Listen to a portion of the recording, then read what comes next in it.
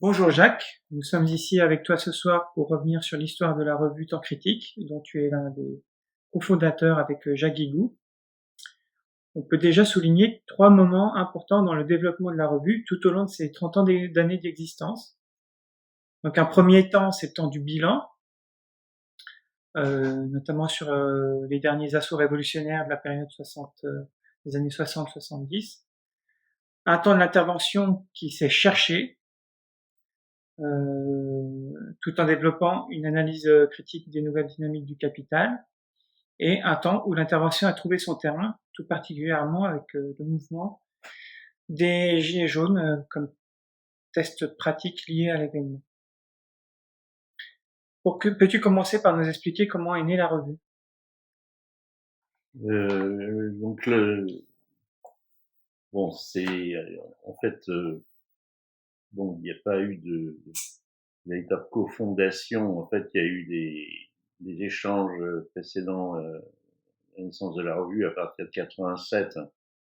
Ce qui a été l'élément déclencheur, c'est en 87 mon livre Individus, révolte et terrorisme qui tentait un bilan justement de cette période précédente, des années 67 à 70.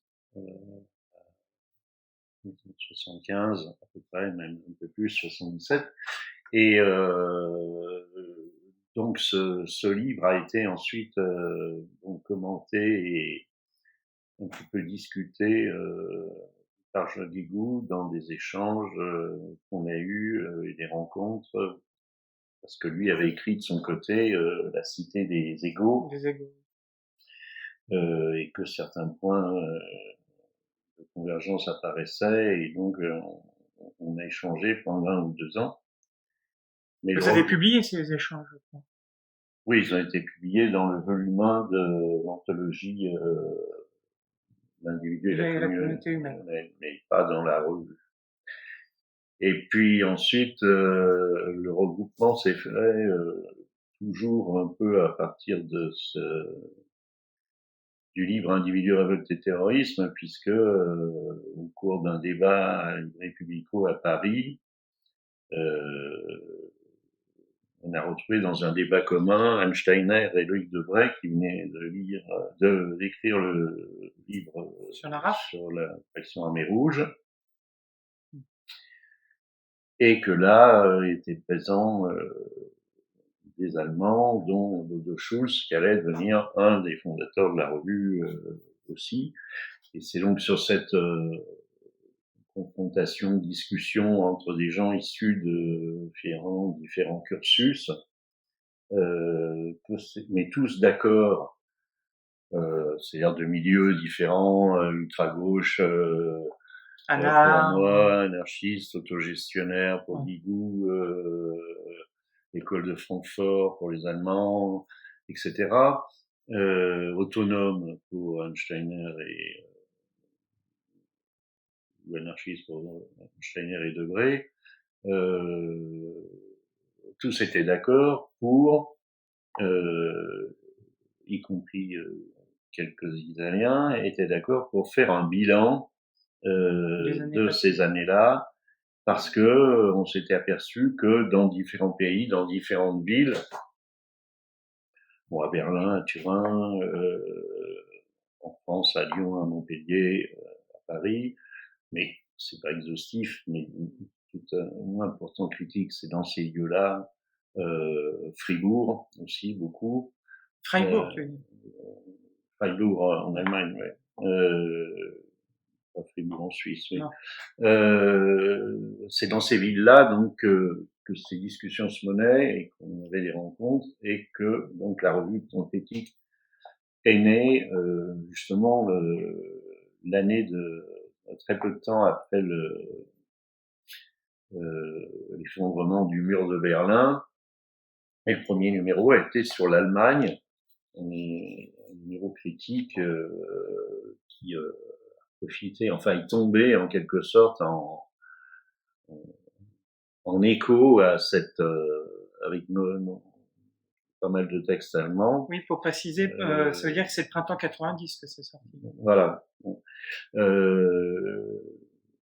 Donc, qui a été l'opportunité politique en quelque sorte, mais évidemment, ça aurait eu lieu quand même s'il y avait eu, s'il n'y avait pas eu cet événement. Ça a été une opportunité politique pour centrer un petit peu sur cet événement et ce que ça signifiait un petit peu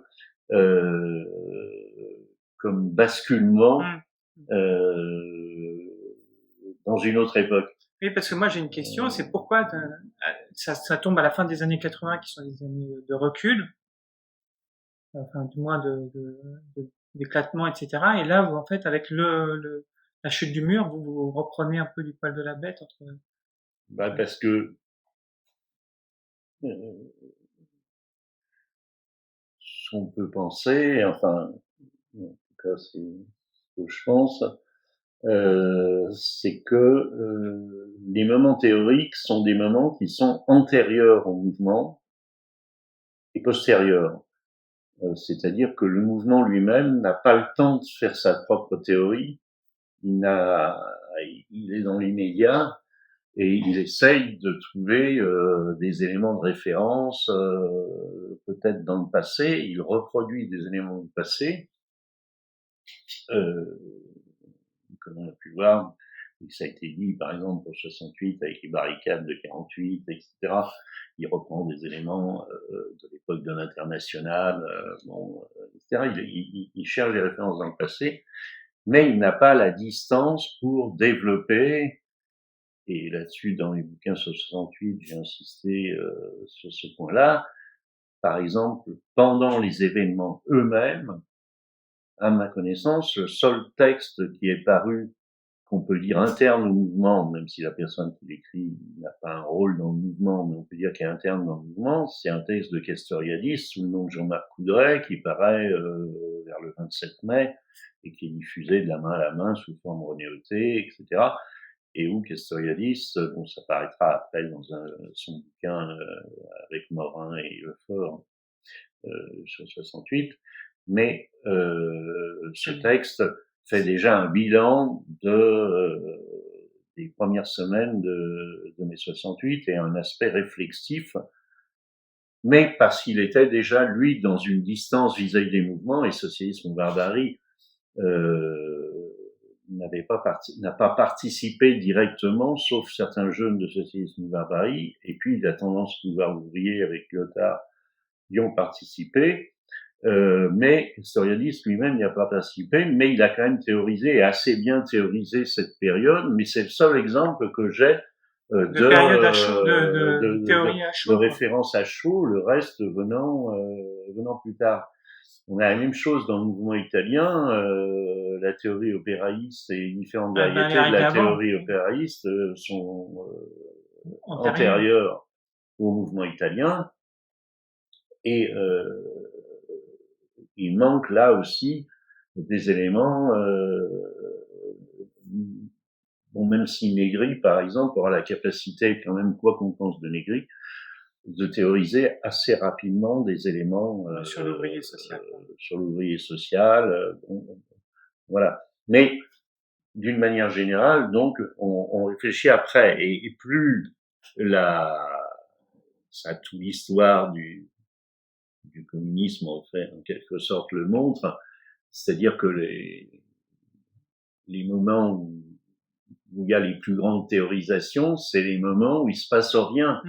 Parce que, justement, on peut réfléchir d'où ce problème endémique qui est posé du rapport à entre théorie et pratique, puisque finalement, théorie et pratique sont censés ne pas être synchrones.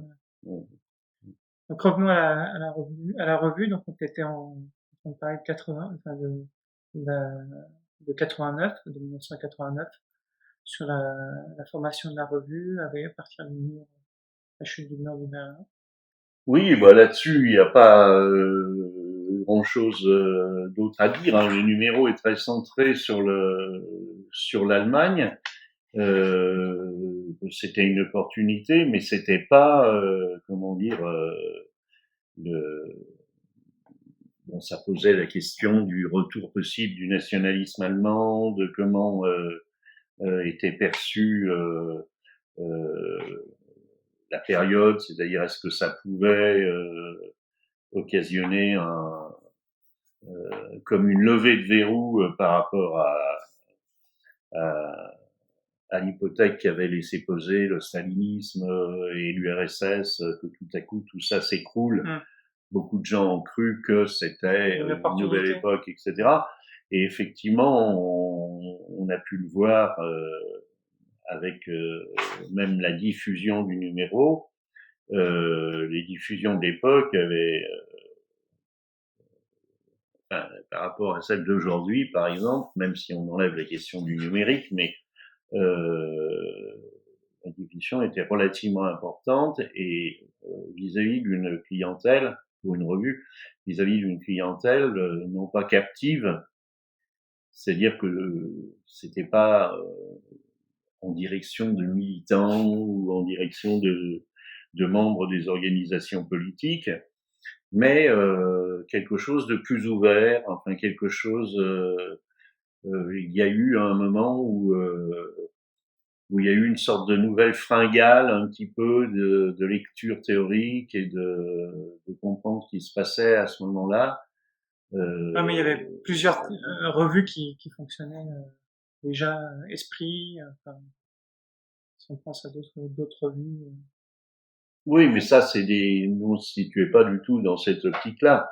La revue qui aurait pu être plus proche, bon, la plus proche, dans certains de ces moments, c'est les temps modernes. Mais les temps modernes étaient une revue multifonction qui avait à la fois des articles littéraires, des articles philosophiques, et qui, quand il y avait des mouvements, faisait des numéros intéressants, par exemple sur l'Italie ou sur l'Allemagne, faisait des numéros thématiques en allant chercher des auteurs qui participaient au mouvement, etc. Mais dans les temps modernes, c'était pas le travail essentiel des temps modernes, qui était une revue beaucoup plus intellectuelle et culturelle, ce qui n'était pas notre cas, où on était dans le cadre des revues quand même si on faisait une critique du militantisme et évidemment des revues d'organisation, on était quand même plus proche de ces revues-là que de revues comme Esprit et Temps moderne. D'accord. Cette composante amont de la revue, elle s'est un peu, elle a eu plusieurs temps, je pense. Et est-ce que tu pourrais plus en parler? Parce que aujourd'hui, c'est une composante qui n'est plus présente. Ou alors à la marge, peut-être que je me trompe. Mais c'est valable aussi d'ailleurs pour les amis italiens dont il y a eu historiquement il y a eu Riccardo d'Este bien sûr. Mais pourquoi d'après vous on en est on est une situation au sein de la revue où finalement ça s'est recroquevillé un petit peu sur sur la France. Ben, parce que finalement, comme ça restait un bilan, bon, finalement ce bilan, c'est la nécessité qui faisait qu'on se rassemblait bon, pour faire ce bilan. Mais une fois le bilan commencé, ensuite chacun allait se retrouver reporté sur ses propres développements, ou disons sur ses propres chemins d'appréhension de la nouvelle réalité. Donc c'était dur de garder quelque chose de commun à partir du moment où on n'avait pas une liaison plus organique de groupuscules ou de partis, parce que même dans la France, l'Italie et l'Allemagne, les individus qui participaient à la revue, qui étaient proches de la revue, qui étaient proches du projet, étaient eux-mêmes isolés C'est-à-dire que les Freiburgeois étaient les Freiburgeois, les Berlinois étaient les Berlinois, les Turinois étaient les Turinois. Chaque centre était un petit peu, et à Lyon, bon, moi j'avais mes propres activités, etc. Bon, à Paris, Anne et Loïc avaient leurs propres activités aussi, c'est-à-dire que la revue n'était pas le centre de nos activités. Il y avait tout le côté rapport à la lutte armée, pour Anne, Loïc, moi, les Italiens, les Allemands qui étaient plutôt Sur la opposés RDA. donc à la lutte armée telle qu'elle s'était développée en Allemagne, etc. C'était de toute façon des sujets qui nous intéressaient. Donc il y a eu des articles sur la lutte armée, bon, surtout à partir des exemples allemands, des choses comme ça, mais très rapidement, euh, chacun est revenu à des, des intérêts qui n'étaient pas des intérêts nationaux ou locaux, mais qui étaient quand même des intérêts, une fois fait le bilan et reconnu une défaite, en fait, puisque c'était le point commun, c'était de reconnaître La aussi, défaite des années non seulement 60. la nécessité de faire un bilan, mais deuxièmement, d'enregistrer le mouvement des années 60-70 comme, bon, une dernière, aussi, hein, une dernière tentative euh, de subversion de ce monde sur des bases euh, à la fois anciennes avec les référents prolétariens et sur des bases un peu nouvelles avec des références plus liées à la communauté humaine ou à la révolution à titre humain, etc. Mais une fois dit ça largement, après, nos centres d'intérêt n'étaient pas les mêmes. Par exemple, moi, en France, je travaillais beaucoup sur les questions du travail, et le numéro 2 allait être aussi déjà un petit peu sur cette question du travail. Ouais, Et on travaillait aussi beaucoup sur les questions de l'individu, qui n'étaient pas du tout intéressantes pour les Allemands. De toute façon, pour eux, l'individu étant une référence uniquement, appelle l'individu bourgeois. Donc déjà, pour eux, le rapport individu-communauté, il nous séparait d'eux parce que du fait de l'historique de la communauté en Allemagne, oui. en Allemagne, donc Avec le Gesellschaft.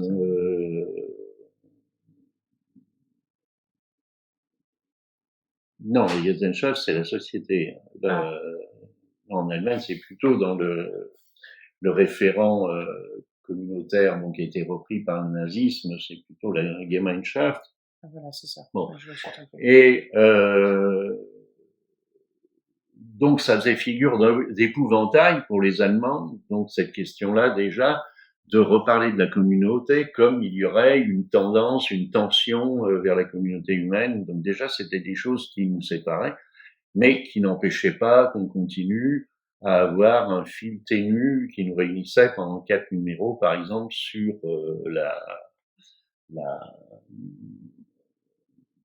sur la question de la lutte armée, et avec aussi avec les Allemands et les Italiens, un numéro qu'on allait faire en commun et en partie bilingue, enfin pas bilingue, mais repris exactement à l'identique en Italie, en 91 contre la guerre en Irak. Donc on continuait à avoir une activité commune quand même si les séparations se faisaient.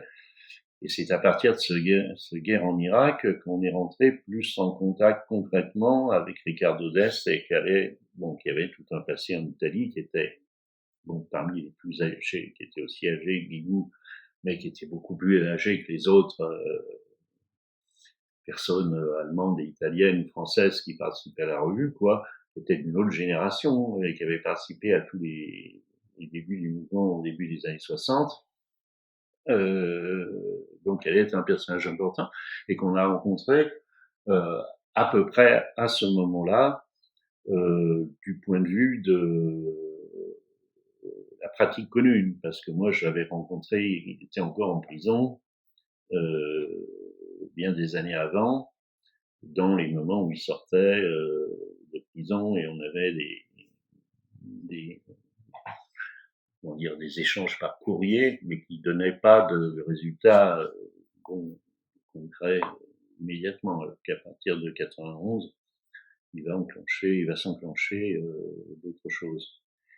Et ensuite, ce contact avec les Italiens et avec Riccardo durera jusqu'à sa mort, malheureusement en 96 ou 97. Donc là, il y a aussi quelque chose qui s'est arrêté parce que c'était un personnage central du lien qu'on avait avec l'Italie, et que les autres Italiens, les rapports étaient plus distendus, comme avec Bonanno qui avait traduit de nos textes, ou avec les éditions Nautilus de Turin, qui allaient plus vers des choses qu'on pourrait dire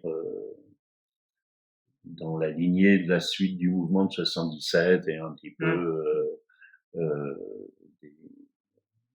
d'un mélange de jeunisme et d'attirance pour les nouvelles formes de conception, de musique artistique, etc. Ce qui nous éloignait un peu de cette démarche. De la démarche d'une analyse. Voilà. Et d'un bilan. Mais en même temps, il continuait à avoir des liens avec l'Allemagne et l'Italie. Par exemple, en Allemagne, les liens continuent, ne serait-ce que par la traduction, dans la mesure où il y a des traductions qui sont faites en Allemagne, par des gens qui nous suivent depuis le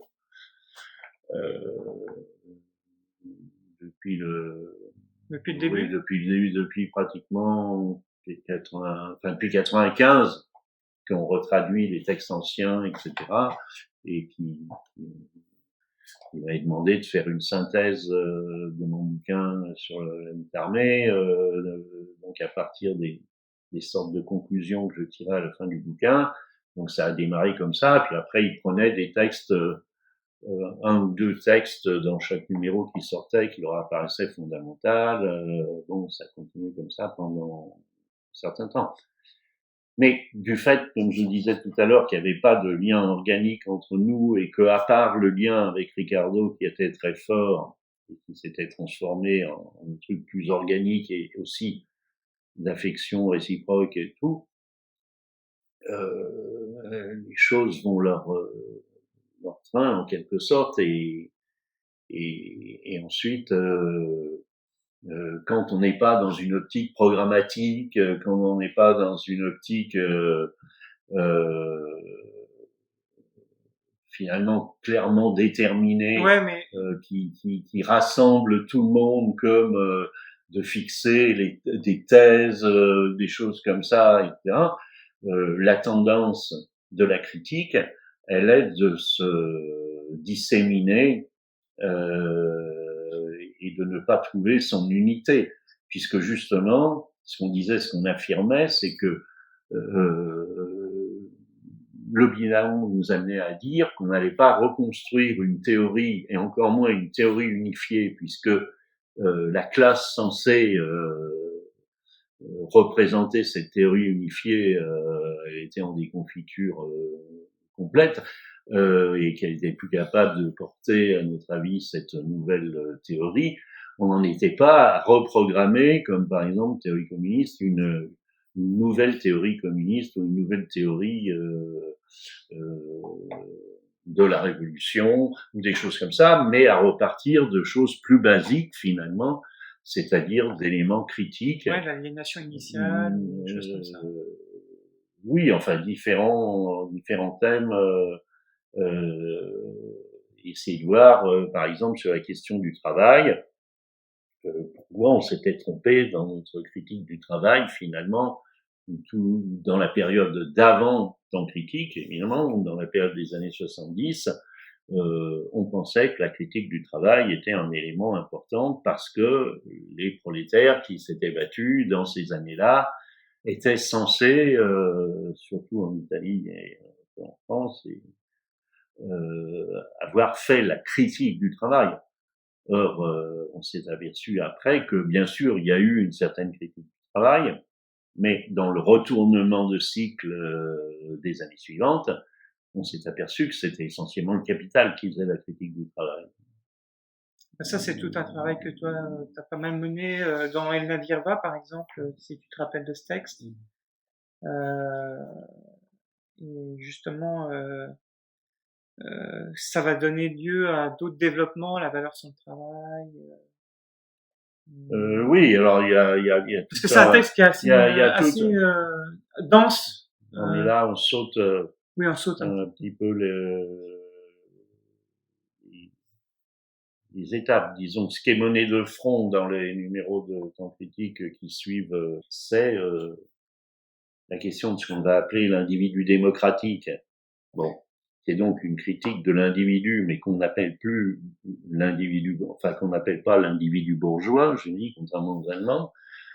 Cet individu démocratique qui est ce que Guillou appelle aussi, à la suite de Kamat et d'invariance, l'individu particule, c'est-à-dire plus l'individu au sens de cette individualité bourgeoise qui faisait de l'individu un sujet, finalement, mais un individu atomisé, qui n'est plus subsumé ou qui est mal subsumé par sa classe, et donc on va étudier dans le numéro 2, par exemple, ce qui caractérise cet individu démocratique et son rapport au travail et au salariat. D'ailleurs, l'article de Charles Sarr et moi s'appelle, je crois, l'individu démocratique au miroir du salariat. Au miroir du salariat. Ouais. Et après, pour comprendre donc cette évolution du rapport au travail, effectivement, Charles Farr, mais ça c'est un travail qui était spécifique à Charles et moi, on va reprendre les questions d'aliénation du travail pour essayer de comprendre justement comment du point de vue de ceux qui travaillent, le travail pouvait finalement être autre chose que du tripalium, le non fameux tripalium où tout ce que nous sortait les postes se situent et n'importe quel petit lecteur de bord qui avait lu 5 pages ou de je sais pas quelle revue ressortait sans arrêt oui le travail c'est la torture etc. On l'entend encore. Hein. Comme s'il avait jamais rencontré un travailleur de sa vie bon, etc. Donc justement, le problème, c'est que le travail, c'est pas la torture, et que ça posait problème. D'abord, c'est un moyen de vie, puisque c'est ce qui débouche sur le salaire et ce qui entretient le système du salariat. Donc il y a déjà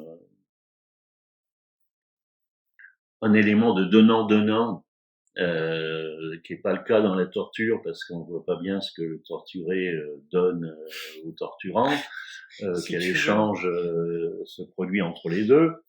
Alors qu'il y a la base du marxisme, c'était quand même de dire qu'il y a un échange égal entre les deux contractants. L'un vend, l'autre achète.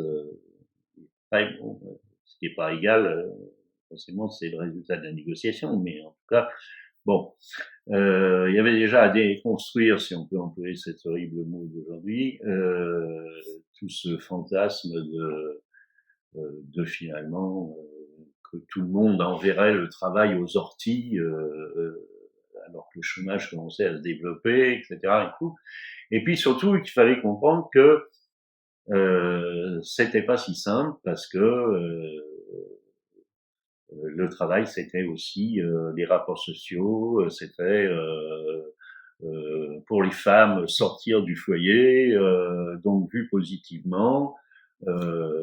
Pour les immigrés qui venaient de la campagne, il y avait aussi quelque chose qui était l'un et l'autre, c'est-à-dire, on le voyait bien avec les ouvriers italiens euh, qui qui refusaient l'usine, en quelque sorte, les ouvriers du Sud, mais qui y venaient quand... qui étaient des paysans, des fils de paysans qui refusaient la discipline de l'usine et qui se reprécipitaient chez eux dès qu'ils pouvaient retourner dans le Sud. Mais en même temps, qui revenait. Orestes Scalzone l'a indiqué beaucoup plus tard, dans les années 80, justement, dans des bilans qu'il a fait lui-même et qui nous ont amené à le rencontrer à ce moment-là, mais beaucoup plus tard, et pas dans la même veine que Ricardo d'Este, comme disait Orestes Scalzone, est-ce qu'il n'y avait pas une grande part, là aussi, finalement de consumérisme et de tendance à vouloir aussi profiter du salaire, de l'argent, le capitalisme. Donc il y avait cet aspect qui n'était pas unilatéral. Le rapport au travail était un rapport compliqué. Et par exemple, on peut comprendre que quand le rapport de force est inversé, les gens les plus critiques par rapport au travail en acte, ils ont d'abord été renvoyés, ils ont été licenciés, ils ont été accusés de terrorisme. Il y a la Casa Integrazione en Italie.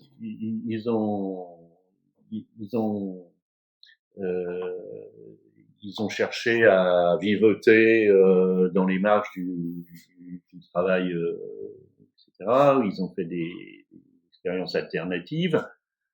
Et de toute façon, personne ne s'est débarrassé de la question du travail, sauf ceux qui avaient les poches pleines de sous et qui pouvaient théoriser sur la fin du travail. Mais autrement,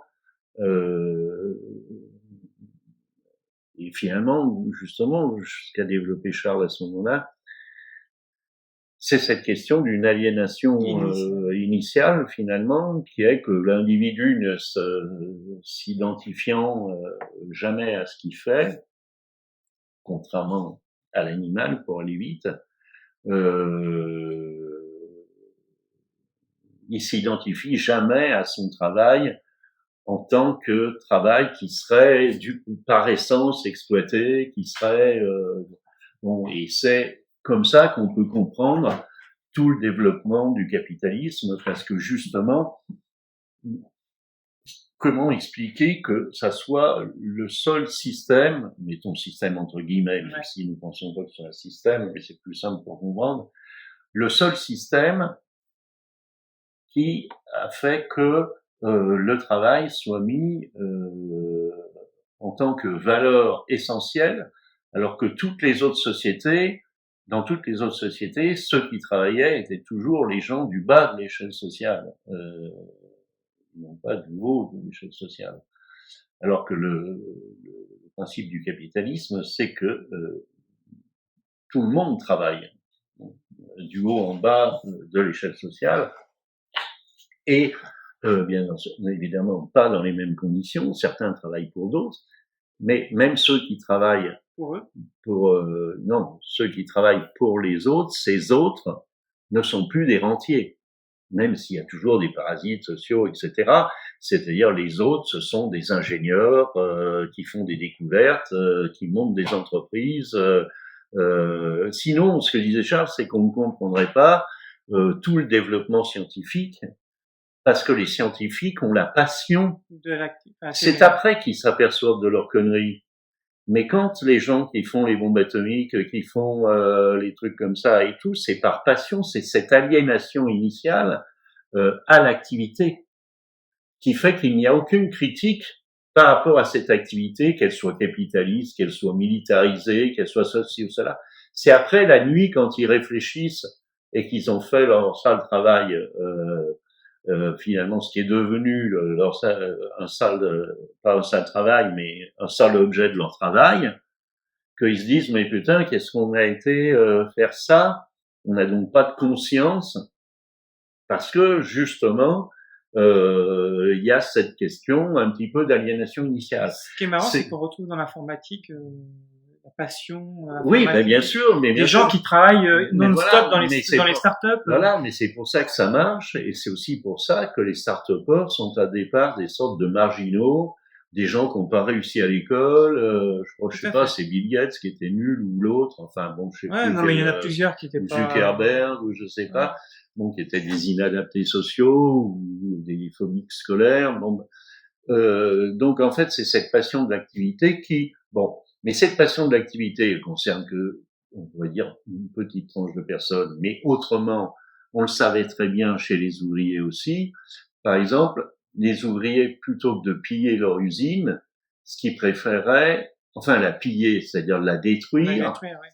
ils préféraient voler les outils ou les pièces pour faire du bricolage chez eux, ou même faire le bricolage pour chez eux directement à l'usine, parce qu'ils retrouvaient là l'autonomie qu'ils n'avaient pas dans le travail, et, Ils en tiraient directement les fruits, en fait. bon, et ils en tiraient quelque chose parce que l'activité travail n'était pas pure exploitation, qu'il y avait possibilité de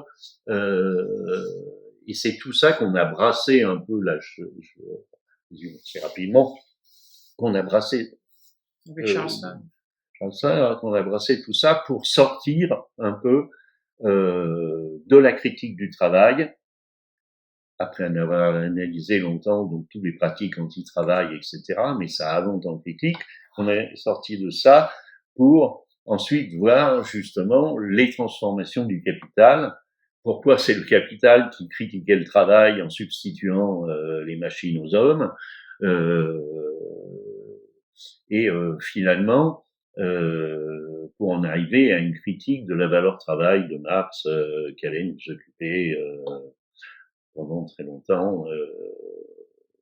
On a remué toutes ces questions de théorie de la valeur avec l'idée donc de la valeur sans le travail vivant. Voilà, il y a une anthologie de toute façon qu'à ce Voilà, moment-là, la mais valeur je sans ne le travail. m'étendrai pas là-dessus. Ouais. Bon. Dans la quatrième de couverture des premiers numéros, il y a la phrase suivante, c'est la première phrase. Le rapport social capitaliste tend à occuper tout l'espace-temps des êtres humains. Et même dans les bilans d'anthologie, etc., on se demande si cette façon de refermer, on a l'impression que tout est refermé au niveau des possibilités de la révolution à partir du moment où tu poses les choses sous cet angle-là. Ben, c'est les prémices en fait de la notion de société capitalisée que Guigou allait annoncer, avancer 20 ans plus tard. C'est qu'effectivement le, le capital se fait de plus en plus tentaculaire, c'est-à-dire c'est pas simplement la domination réelle qui succède à la domination formelle telle que ça avait été décrit finalement déjà un petit peu par Marx, tout au moins anticipé, puisque les premiers éléments de domination réelle étaient développés déjà à son époque. Ça va se radicaliser, disons, à partir des restructurations des années 80 et de ce qu'on va appeler la révolution du capital. C'est-à-dire, ça annonce, c'est une phrase qui annonce à la fois la phrase de Guigou sur la société capitalisée et la mienne sur la notion de révolution du capital. Après la révolution du capital. C'est-à-dire un changement quand même fondamental dans à la suite de cette restructuration des années 80 qui suit justement c'est-à-dire qu'il n'y avait pas eu véritablement, d'habitude dans l'histoire, Marx par exemple opposait toujours les périodes de révolution et les périodes de contre-révolution. Et justement, ce qui a changé à partir de 70, c'est-à-dire que la dernière période de révolution et de contre-révolution, finalement, ça a été à l'époque de 1917, disons à 1937, c'est-à-dire de la révolution russe à la fin de la révolution espagnole, avec la répression des révolutions allemandes et hongroises, etc., un petit peu des conseils italiens de 19, il il y a ensuite une contre-révolution qui passe par le nazisme, mais qui passe aussi par les différentes formes de fascisme italien, portugais, etc. Mais après la Seconde Guerre mondiale, le franquisme en Espagne, mais après la Seconde Guerre mondiale, euh,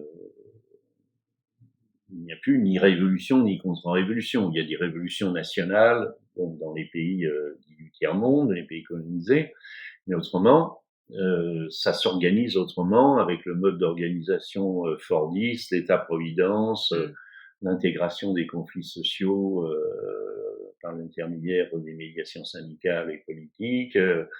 Bon, et en 60-70, c'est pas une révolution, c'est une dernière tentative de subversion de l'ordre capitaliste, comme je l'ai dit tout à l'heure, mais qui n'est pas vraiment une révolution, d'ailleurs qui ne réussit pas, c'est un échec, mais elle n'a pas pris la voie de toute façon d'une révolution traditionnelle, il n'y avait pas de volonté de prendre le pouvoir par un coup de force, même d'une autre façon, mais c'était une révolte contre l'ordre établi et qui touchait largement d'autres couches les ouvriers.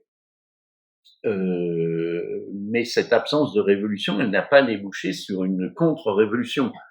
Elle a débouché sur ce que certains ont appelé une récupération des tendances modernistes révolutionnaires, libérées. On est passé de libérer nos camarades à libérer les femmes, libérer les enfants, libérer les il y a eu libérer les fous, libérer les animaux, libérer etc. que le capital a repris dans sa dynamique, dont il a fait sa dynamique, mais ce n'était pas une contre-révolution. Dans une contre-révolution, il y a une répression. Ici, il n'y a pas eu de répression. Donc en fait, c'est pour ça qu'on a beaucoup accusé les gens des années 70 qui ne sont pas allés en prison. C'est surtout en Italie, bon, un peu en Allemagne, mais en France plus rarement. Les 68 arts et assimilés sont souvent accusés d'avoir été, d'avoir trahi et pris le pouvoir après, parce que justement, quand il n'y a pas eu répression, et que le mouvement de dynamique du capital reprenait, en les travestissant ou en les utilisant à son compte, les éléments que on avait portés pendant le mouvement, tous ceux qui avaient été dans le mouvement comme des touristes, mais qui connaissaient les codes, c'est-à-dire qui étaient fils de ou filles de, qui étaient bardés de diplômes et qui avaient une carrière toute faite devant eux, pour la plupart, ils sont rentrés dans la carrière. Et effectivement, ils ont eu des rôles, mais ça a été valable dans certaines capitales, ça a été valable à Paris, et pour la plupart des gens de cette époque-là, c'est un mensonge, ça n'a pas eu lieu.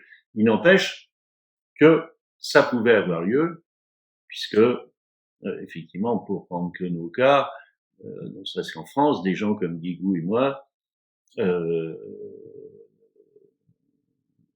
nous n'avons pas fait carrière, mais aussi parce que non seulement on ne voulait pas faire carrière, mais parce qu'on nous a pas laissé faire carrière. C'est-à-dire que la répression, elle pouvait jouer à d'autres niveaux à partir du moment où on refusait de jouer le jeu, non de jouer le jeu. Bon, mais voilà ce qui ça explique un petit peu les transfuges qui ont fait que souvent les jeunes ont vis-à-vis de cette période de 68 des sentiments un peu mêlés, puisque sans arrêt on leur raconte que les 68 arts sont au pouvoir, surtout en France, et voilà. Voilà, donc on a développé donc ces notions à peu près donc qui sont restées finalement très théoriques. On est resté dans des éléments comme ça très théoriques. Oui, mais par exemple, vous avez réévalué complètement la question des classes. C'est à quel moment que vraiment c'est devenu juste une référence Mais c'est au même moment, c'est-à-dire c'est pendant les textes sur le travail, le moment la valeur sans le travail, où avec Charles Schwab surtout, on a fait un travail spécifique sur les classes et donc justement sur le fait que ce n'était plus, si on pouvait encore parler en termes de classe au sens de classement et de catégories sociologiques, il devenait difficile de parler en termes de classe au sens de Marx, c'est-à-dire au sens de classe antagonique, et dans ce qu'il développait sur un mode hegelien, sur la classe en soi et pour soi, c'est-à-dire qu'à la limite, pour nous, dans un premier temps, ce qu'on disait, c'est qu'il existait, à la limite, encore une classe en soi, mais plus de classe pour soi. Et puis après, la révolution du capital a même remis en question l'existence d'une classe en soi, puisqu'aujourd'hui, il y a qu'à voir dans l'automobile les licenciements chez Renault. Les licenciements chez Renault, ils vont pas viser spécifiquement les ouvriers de Flins, qui sont la plus grosse usine aujourd'hui et qui sont, je sais pas, 10 fois moins nombreux qu'à Billancourt en 68. Les licenciements chez Renault, même s'il y en aura à Flins, ils vont viser essentiellement le centre de recherche de Guyancourt, qui est le plus grand centre de recherche d'Europe sur l'automobile, et qui abrite 20 000 personnes, dont plus de 10 000 vont être licenciés. Donc je veux dire, est-ce que ces 20 000 Mais c'est des ingénieurs. ingénieurs et chercheurs de Guyancourt sont la classe ouvrière? Il faut arrêter de délirer et voir que la classe ouvrière, elle se tapit dans le bâtiment, dans les travaux publics, sur un mode de petite entreprise ou d'entreprise qui n'ont rien à voir avec les forteresses ouvrières, d'où partaient les luttes et aussi les bases du syndicalisme, etc. Tout ça a été balayé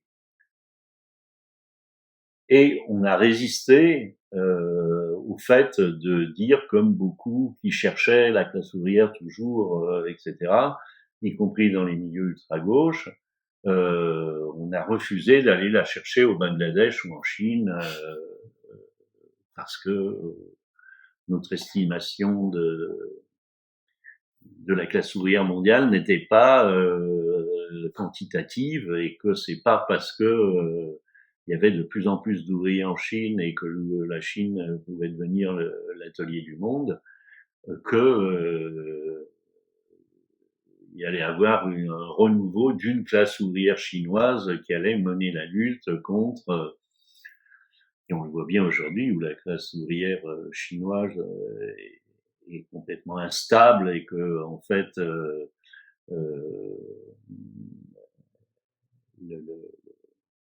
le développement est tellement rapide que De toute façon, elle n'aura pas de terrain. qu'il y a pas de terrain, il y a déjà des délocalisations, tout un mouvement de délocalisation à l'intérieur de la Chine, mais aussi au Vietnam, au Laos, bon, en Malaisie, etc., qui vient freiner ce développement. Et puis aussi, la Chine a le plus gros projet de développement d'automation pour les années à venir, et toutes les entreprises de pointe qui s'installent ou qui se montent en Chine sont des industries high-tech et non plus des industries de main-d'œuvre. Donc, du point de vue, si on disait, c'est que à un certain moment, donc, on a dit la force de travail devient inessentielle. Elle devient inessentielle d'un côté par rapport à la valorisation du capital, puisque la part nécessaire de survaleur tirée de la force de travail, bon, est moindre et de moins en moins importante. Et c'est pas parce que il y aura un ouvrier qui fera marcher une usine. Enfin, pour rigoler, on disait toujours ça. Pour les marxistes, même ultra-gauche, un ouvrier face à une usine avec 2000 machines, c'est lui qui produira la plus-value. Oui, c'est ça. Ça, c'est toujours le discours qu'on retrouve. À lui tout seul. Bon, après, que la personne qui dit ça soit incapable de calculer cette plus-value lui pose pas de problème. Il suffit de l'affirmer. Oui, c'est des discours qu'on entend. Mais c'est des croyances, je veux dire, c'est des croyances religieuses. Ça n'a pas eu de rapport avec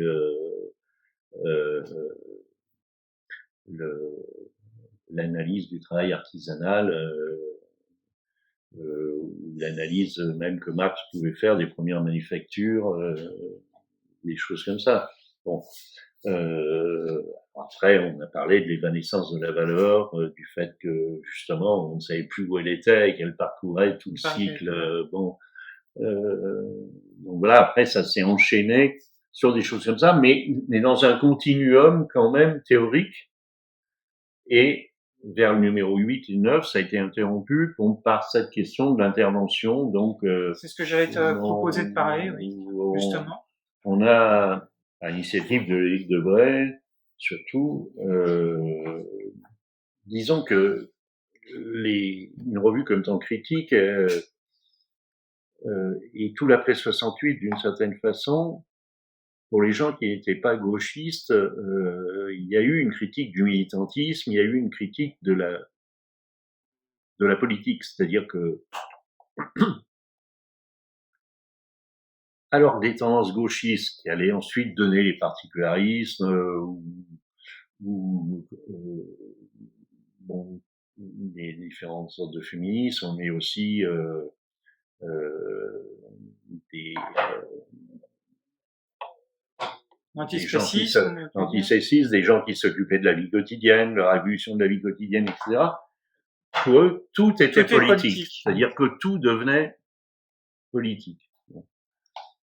Donc, bon, dans l'ultra-gauche, au contraire, traditionnel, et puis dans les éléments qui en sont sortis, mais qu'on gardé.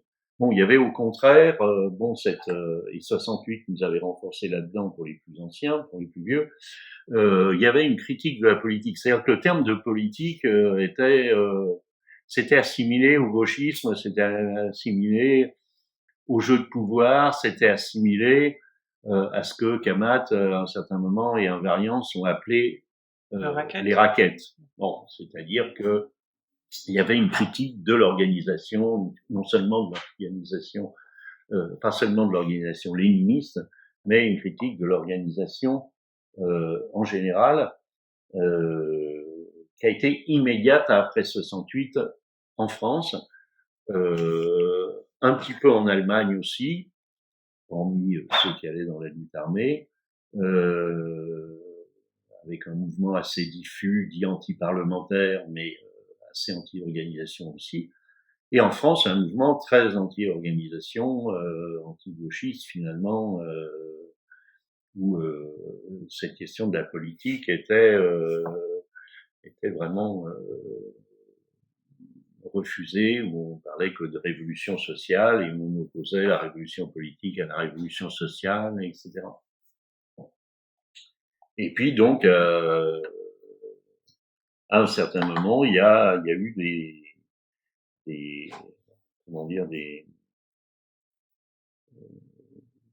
incitations, enfin des personnes à l'intérieur de la revue qui ont essayé d'axer un peu plus la revue sur l'intervention, étant entendu qu'il y avait des interventions politiques. On était déjà intervenu d'une certaine façon dans des collectifs sur la guerre en Irak, et par des textes aussi sur l'ordre mondial. Oui, c'est un mouvement qui n'a pas vraiment pris finalement, contre la guerre en elle-même. Qui n'a pas tellement pris. Si, le mouvement a été assez fort. Oui, mais pas assez fort en fait. On ne sait jamais. On peut dire que ça peut être aussi du fait de ce mouvement que pour la Seconde Guerre en Irak, ça a joué dans le fait que tout un tas de pays, dont la France, qui avait participé à la Première Guerre en Irak, n'ont pas participé à la Seconde. Ah, ouais. On ne peut pas savoir, il n'y a pas que ça qu'on jouait, puisqu'il y avait le rôle de l'ONU, qui n'a pas couvert la Deuxième Guerre. Bon, mais on ne peut jamais savoir, dans ces cas-là, s'il y a un échec absolu. C'est pas comme des mouvements comme 68 ou autres, où on sait que c'est un échec de notre point de vue. Là, le fait qu'il y ait eu des manifestations assez dures dans différents pays contre la Première Guerre au Vietnam, le fait qu'il y ait eu la Première Guerre d'Irak, le fait qu'il y ait eu des collectifs assez importants comme à Lyon, par exemple, contenus pendant un mois, pendant la guerre, bon, etc., tous les jours, sur la place des terreaux, tout. On ne sait pas les traces que ça, mais il y avait déjà eu des interventions. Mais là, le problème de l'intervention se posait plus au niveau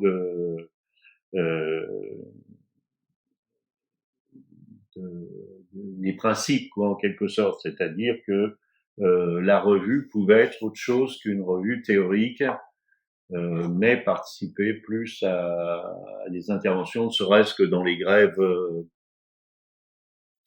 étudiantes ou les grèves enseignantes auxquelles certains d'entre nous pouvaient participer. Donc, à partir du numéro 9, en fait, la place de l'intervention politique est plus nette et vous commencez à développer autour de ça. Donc, j'aimerais bien savoir un peu comment vous avez avancé sur cette question de l'intervention politique. C'est plus exactement, d'abord, il y avait un souci parmi certains d'entre nous, comme Loïc Debré, d'avoir une intervention politique plus marquée, plus finalement d'agitation.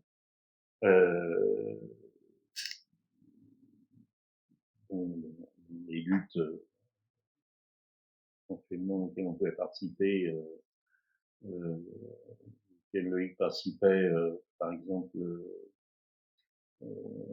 dans l'Est parisien, au moment des grandes grèves, etc. Il y avait donc cette idée de pouvoir participer directement à les luttes, pas forcément en tant que critique, mais que ça faisait partie aussi de nos tâches.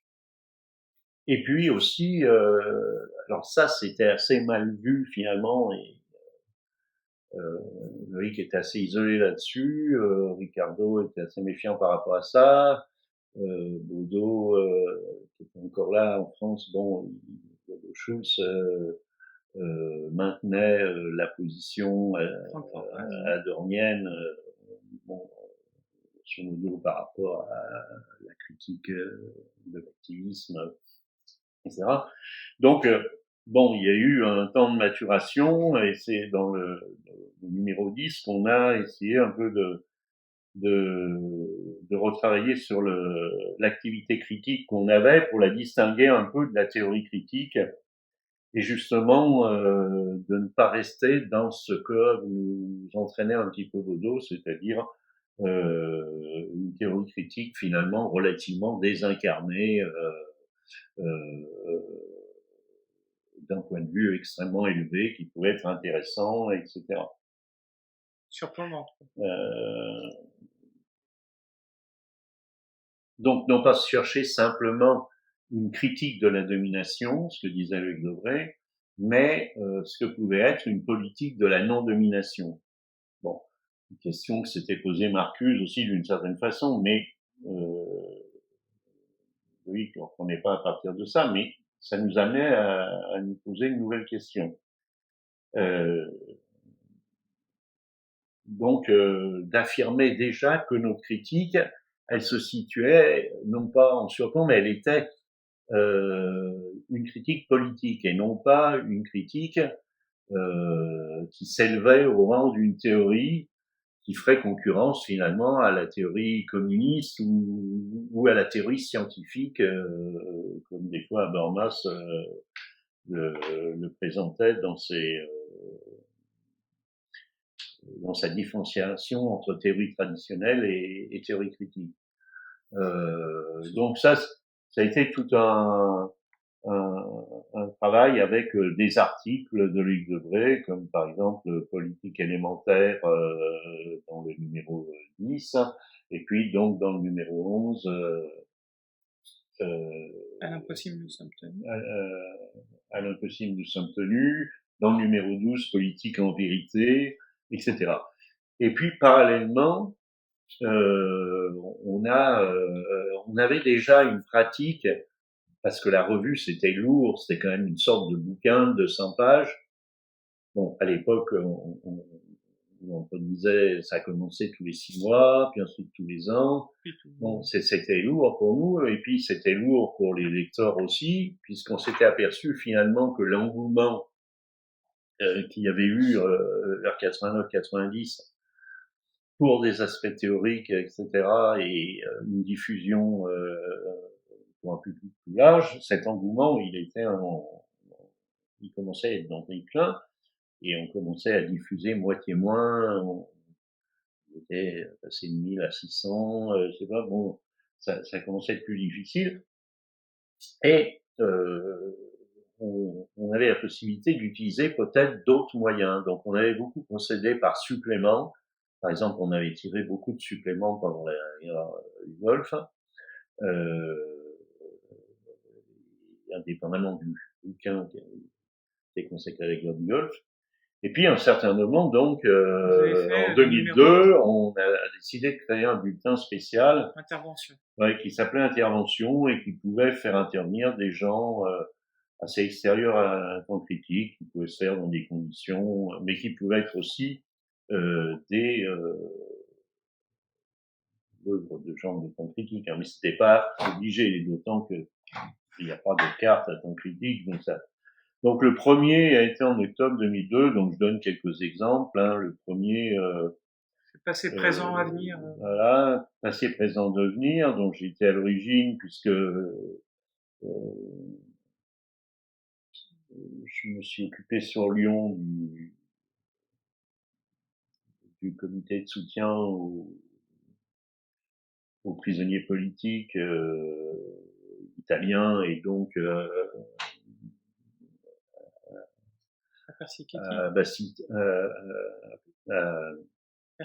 Battisti, et aussi surtout à Paolo Persichetti. Et c'est à ce propos donc que on a fait un collectif qui était indépendant en tant que critique, hein, mais bon, qui a abouti finalement à cette intervention. C'est-à-dire l'idée qu'on pouvait, bon, qui a été mieux appliquée pendant le mouvement des Gilets jaunes, mais l'idée qu'on pouvait, et qui avait été aussi un petit peu appliquée au moment de la guerre en Irak, qui avait été appliquée aussi, j'en ai pas parlé, au moment des travaux sur le travail, parce qu'il y avait un collectif à Lyon, puis après National, puis en Italie aussi à Turin, où je suis allé pour ça. Il y avait des collectifs autour des changements du travail, de lutte contre le travail, de qu'est-ce que ça voulait dire. Oui, il y avait des collectifs locaux. La Griffe. Il y avait, c'était animé par Michel. Et donc, on a fait des textes là-dessus, qui n'étaient pas des textes de temps critique. Et après, j'étais demandé dans des conférences, enfin, dans des colloques et au Grand Squat de Turin, où Ricardo est invité, parce que ça brassait large en Italie aussi. Je me rappelle, il y avait 300 personnes.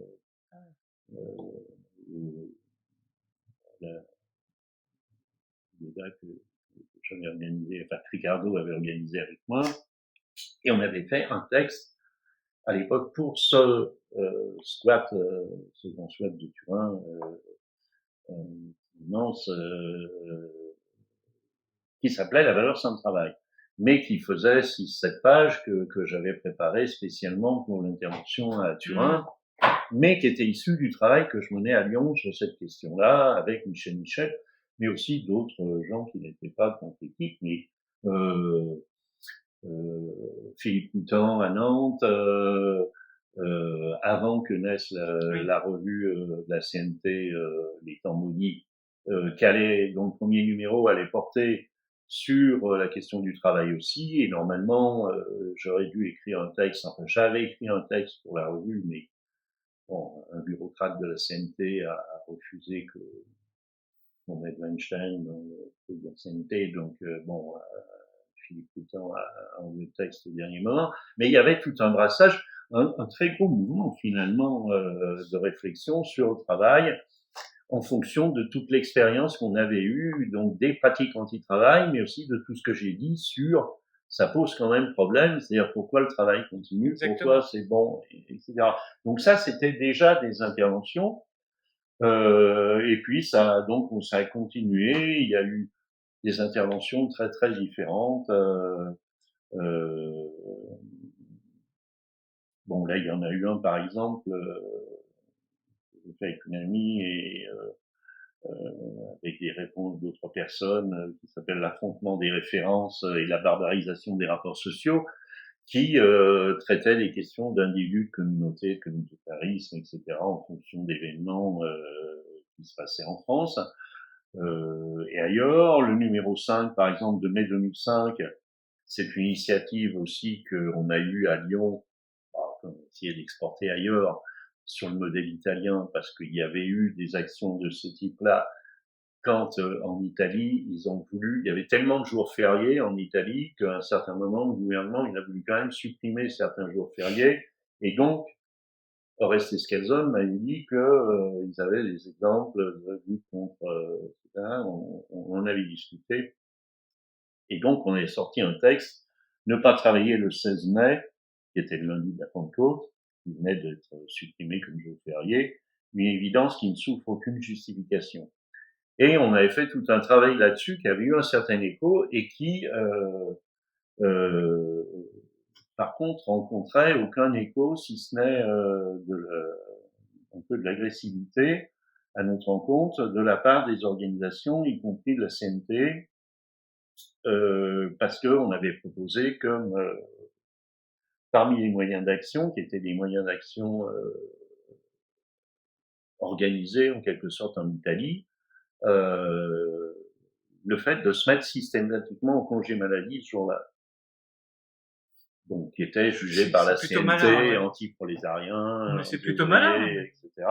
En tout cas, bon, c'était une proposition qu'on avait faite, et je me rappelle que pendant le 1er mai, ça avait été assez difficile. Pendant le 1er mai, il y avait déjà eu donc l'idée de préparer, parce que c'est dans le même mois ou quelque chose près, hein, oui, c'est le même mois. Ben, c'était le 16 mai, oui. Donc le 1er mai, on avait discuté de ça déjà.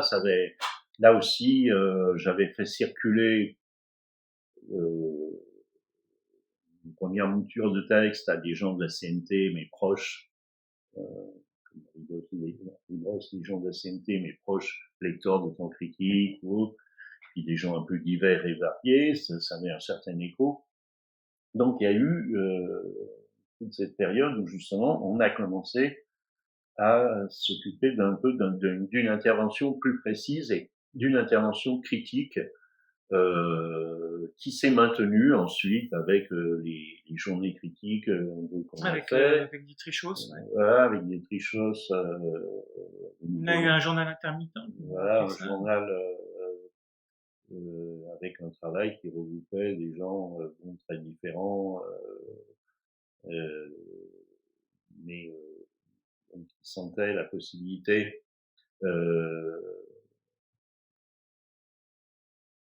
en 2006, ouais, c'était en 2006, donc la possibilité de faire là aussi des choses parce que le CPE avait débloqué, d'après des choses, avait débloqué. Le journal lui-même, c'est 2010, hein, je l'ai relu il n'y a pas longtemps. Oui, mais en fait, on avait estimé d'avoir débloqué les choses au moment du CPE. Voilà, donc en fait, c'était entre 2006 et 2010, et il y a eu pas mal de mouvements, puisqu'il y a eu aussi le mouvement des professeurs des écoles contre le fichage des élèves des primaires, le mouvement École en danger des parents et le mouvement de la recherche qui avait fait des actions ensemble. Il y avait tout une sorte de soubresaut. En plus, il y a eu la LRU, LRU 2 fois. Voilà, donc l'idée peut-être de faire quelque chose là aussi de plus interventionniste.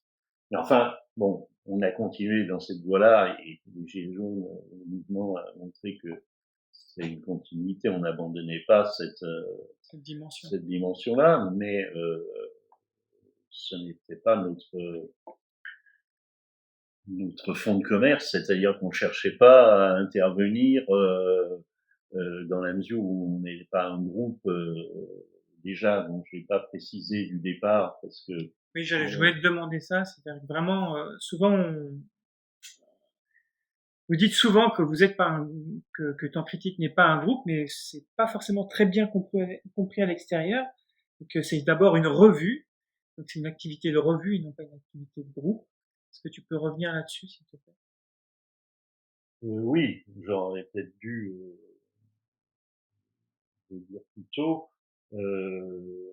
Effectivement, quand tu as dit que il y avait des revues comme ça, comme Temps Critique, du site en moderne, l'Esprit, bon, c'était pas des revues justement euh, de groupes politiques.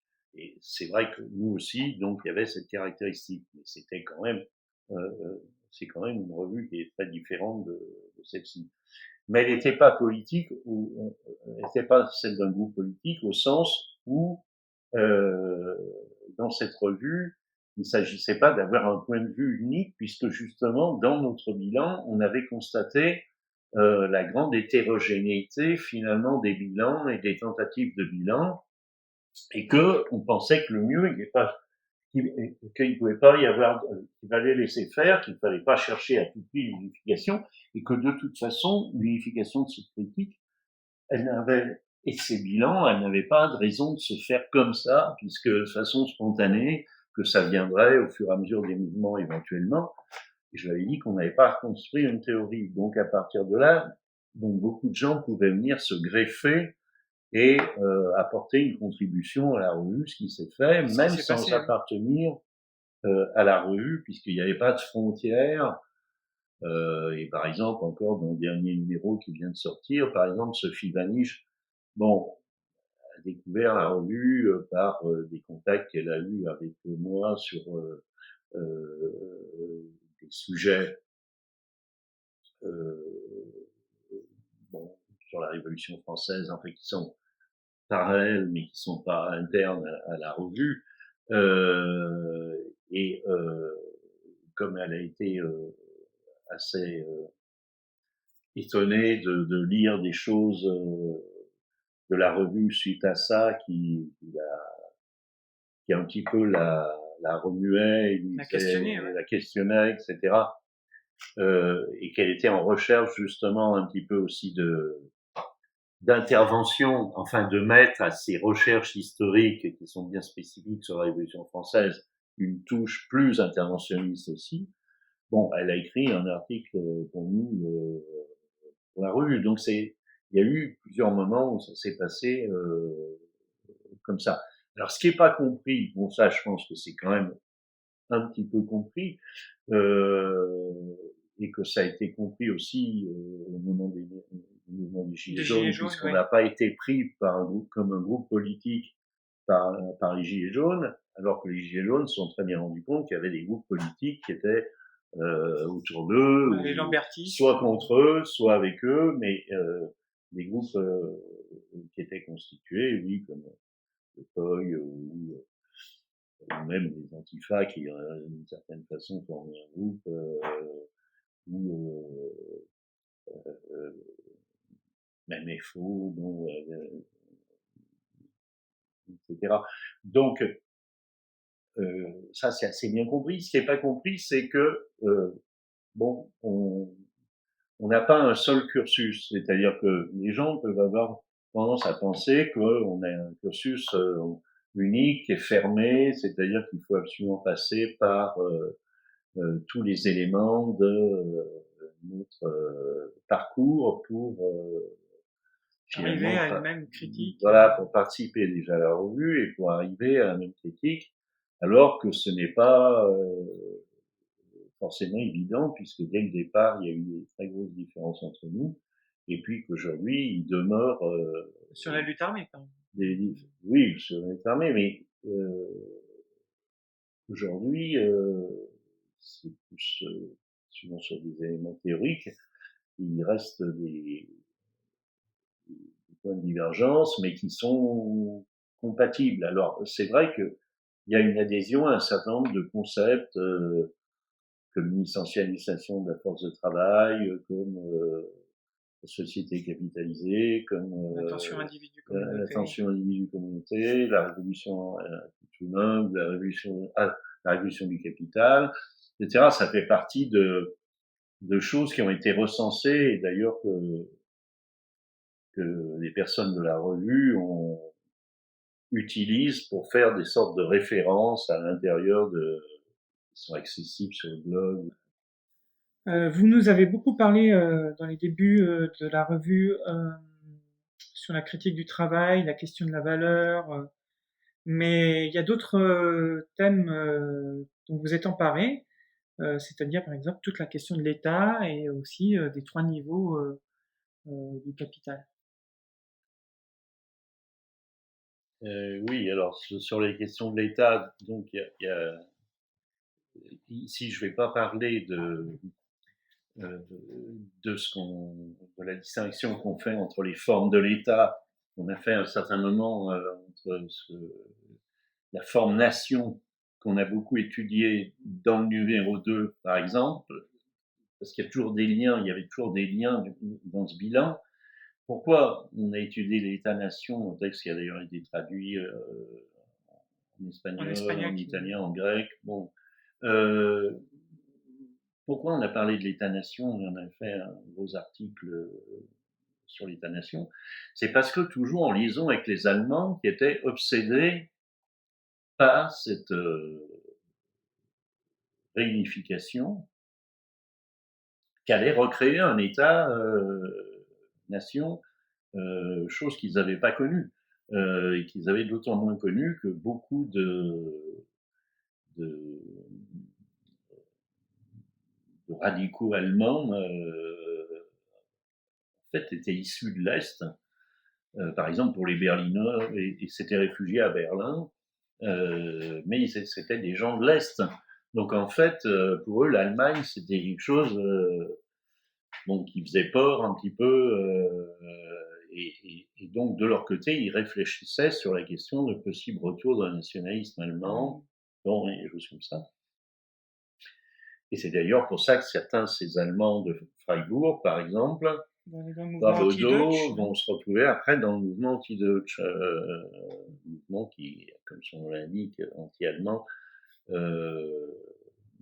bon, essaye se méfie de toute de tout nationalisme, même qui apparaîtrait sous des formes un peu souterraines, etc., et qui prend des positions bon, évidemment qui étaient aussi très fortes au moment de la guerre du Golfe, par exemple, contre la guerre, des choses comme ça, mais c'est un questionnement, donc cette histoire d'État-nation. Et puis, justement, donc, nous, on l'a analysé, non pas comme les Allemands le voyaient, parce que c'était dans le miroir, les Allemands le voyaient comme un danger, alors que nous, on était en train d'assister dans plusieurs pays à une sorte d'écroulement de l'État-nation, Ouais, c'est-à-dire, bon, et, et donc évidemment, sur la première couverture du numéro 2, il y avait marqué contre l'État-nation. Mais ce contre l'État-nation, il venait plutôt des Allemands qui, évidemment, prenaient quasiment comme un privilège de ne pas avoir été dans un État-nation parce que la nation était coupée en deux, etc. Et tout. Mais nous, c'était pas cette question d'être contre l'État-nation, c'était d'analyser cette crise de l'État-nation. Et c'est à partir de là que Guigou, essentiellement, a développé, lui qui venait un petit peu professionnellement de courant, qui avait développé des thèses professionnelles sur l'institution, l'instituant, l'institué, etc., dans les années 60, s'est mis à analyser la crise de l'État-nation à partir de ces institutions. D'où est ensuite ressorti son concept, en quelque sorte, d'institution résorbée, qui est une des caractéristiques, donc, pour lui, de la crise de l'État-nation, c'est-à-dire le fait que les institutions, par exemple en France, de la République, ne jouent plus leur rôle, leur fonction d'institution telle que la République les organisait traditionnellement depuis la mise en place de ces institutions, mais avaient perdu justement de leur structuration comme institution, c'est-à-dire que ça se diluait, que l'éducation n'était plus vraiment nationale, que les pans entiers bon, se détachaient. La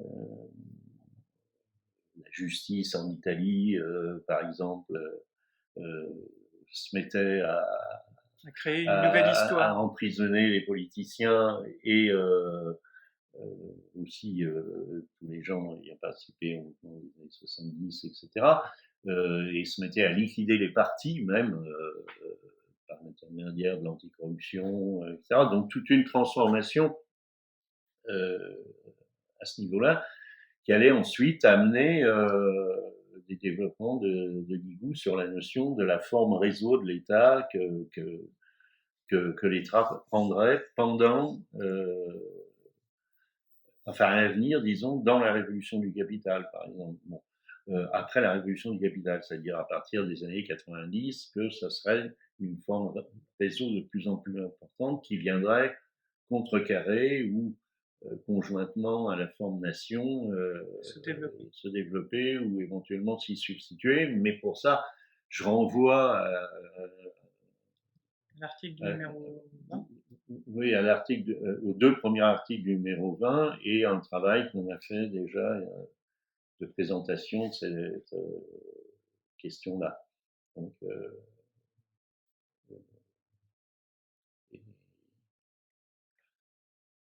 pour ce qui est de l'État-nation, on vient de le voir, mais État-réseau, ce qui reste un peu comme aspect, c'est la question des trois niveaux que vous avez été chercher chez Brodel. oui, alors. Avec une réinterprétation. Oui, en fait, ce qui s'est passé, c'est que c'est toujours en fonction de l'évolution des transformations du capital. Hein. Je vous ai dit tout à l'heure, on a dit Deslandes disait tout est politique. Tout est politique. C'est-à-dire que l'économie était mise de côté, etc. Bon, là, tout était politique. Et puis, après la phase gauchiste du tout est politique, il y a eu une sorte, dans la restructuration du capital, dans la période des années 80 et tout, cette période de basse intensité des luttes, il y a eu une sorte de tout économique qui a débouché sur des bouquins comme L'horreur économique de Viviane Forester, qui avait fait un tabac, c'est-à-dire tous ces littérateurs qui tout à coup se penchent sur un truc qui les a touchés, et comme ils savent bien écrire, bon, et ça prend la forme d'essai, ça se vend bien. Donc c'était l'horreur économique. Et là, ça a été pendant tout un moment le tout social qu'on a critiqué, c'est-à-dire le tous ensemble, mais aussi que tout était vu en termes social. Et je me rappelle que Jean-Louis Leclerc Roca avait écrit un article là-dessus, Non, je un article sur ce tout social conduisait à un tout moral finalement et qui chassait la politique, la question politique qui disparaissait finalement en même temps que l'économie, quoi. Bon. Et puis ensuite, il y a eu l'idée que le tout finance remplaçait l'économie qui reprenait en quelque sorte un, un grade, c'est-à-dire c'était des sortes de montagnes russes où chaque domaine, chaque champ, pour Paris comme Bourdieu, il montait et descendait en fonction de la mode. Bon, donc de la même façon qu'on avait essayé chaque fois de de ne pas mettre les pieds dans le même soulier, c'est-à-dire de se précipiter sur le truc à la mode et tout, on, on a approfondi ces questions euh, sur les rapports finance-économie.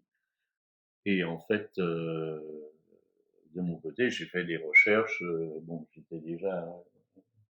j'avais été un fidèle lecteur de Brodel puisque j'avais lu, parce que je suis moi-même passionné d'histoire. Et j'avais fait des lectures de tout Brodel, mais pour moi. Bon, et tout à coup, j'ai relu Brodel, mais comme souvent, hein, c'est une relecture qui comme vient. Marx, j'ai peut-être lu 15 fois les mêmes choses, etc. Mais chaque relecture a été différente et je l'ai manipulée dans un autre sens. Bon, là, c'était pareil, c'est-à-dire que j'ai repris Brodel, mais non pas pour m'amuser, comme la première fois, pour me distraire, mais parce que je me rappelais surtout de cette conclusion sur la différence entre capital et économie de marché. Et j'ai repris tout ça et sa description du développement du capital au XVIe, XVIIe siècle. Et en fait, après, je me suis aperçu que à partir de Brodel, on pouvait dire que le capital n'avait pas de forme particulière, qu'il les épousait toutes. Euh, Sa forme privilégiée étant celle de la fluidité, c'est-à-dire AA', A' étant supérieur à A. Bon, ce qui peut représenter une survaleur, l'argent, tout ce qu'on voudra, mais que tout ce qui est entre A et A' est inutile, est du temps perdu, et que donc on peut raccourcir le cycle entre les deux, etc. Et donc, ce que montre Brodel, c'est que chaque fois qu'il y a un développement du capital, il y a une prédominance de la finance, en fait. Et non pas une prédominance de l'industrie, de l'agriculture, etc. C'est-à-dire que la finance joue toujours un rôle dans les transformations et non pas un rôle négatif, mais un rôle positif dans les transformations, enfin positif du point de vue de l'organisation capitaliste, mais un rôle positif. Et à partir de là, donc, je suis rentré encore plus dans Brodel et dans ses différents niveaux. C'est-à-dire que Brodel détermine plusieurs niveaux de pénétration du capital, progressivement, et ces niveaux sont hiérarchisés. Euh, et, bon, ils restent relativement distincts à l'époque, avant le 19e siècle. C'est-à-dire qu'il y a des réseaux où l'argent pénètre, le commerce et l'argent pénètrent abondamment. Il y a des réseaux, des régions où ils pénètrent presque pas. Les intérieurs des pays ne sont pas pénétrés par l'argent. Les côtes le sont. Oui, toute l'histoire. Il y a aussi l'histoire de la colonisation, les grandes découvertes, etc. Et euh, en même temps que la finance est l'élément de transformation essentiel du capital, la finance est toujours internationale, en fait, même quand elle a une base nationale. Et donc, il fait le rapprochement entre cette transformation, il n'est pas le seul, Wallerstein le fait aussi, mais je l'aime moins, enfin j'ai moins d'atome crochu avec ses, mais il arrive à des conclusions qui sont souvent identiques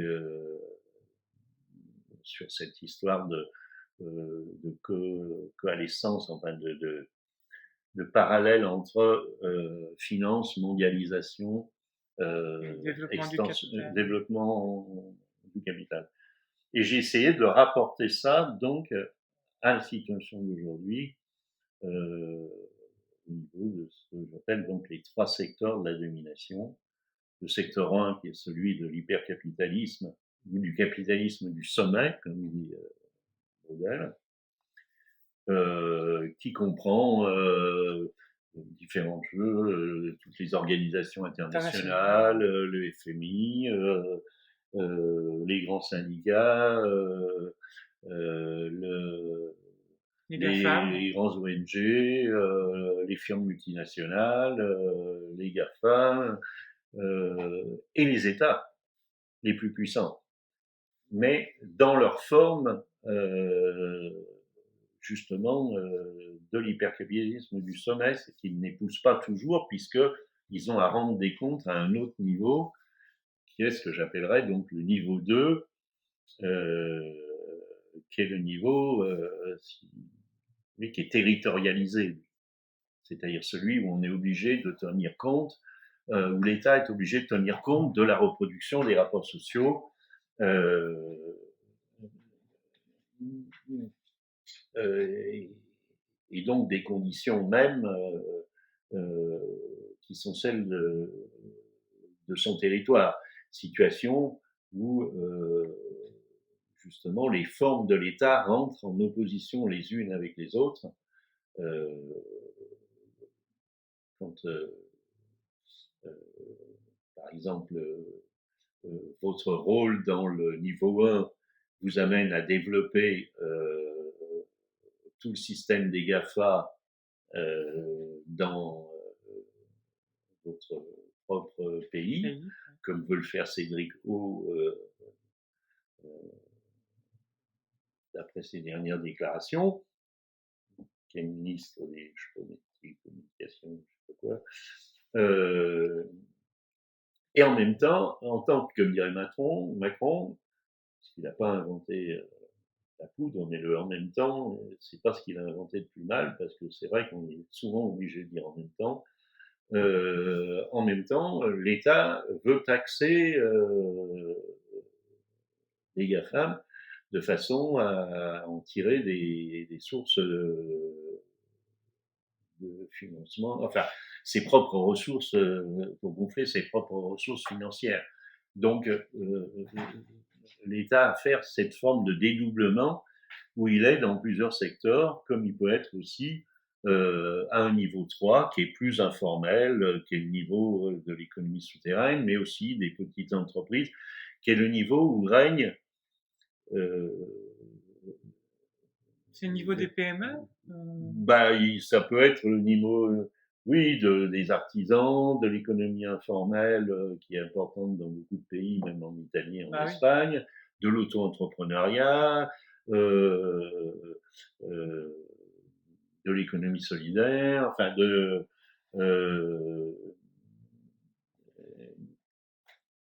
voilà, donc mais la différence avec l'époque de Brodel, c'est que ces 3 niveaux sont comment dire, en rapport les uns avec les autres. Ils ne sont pas isolés parce que justement le capital arrive à dominer l'espace-temps général, etc. Alors que dans son développement, il se développait par enclave, laissant le reste à l'extérieur. Voilà, mais pour ça, je pense que c'est suffisant sans rentrer plus dans les détails.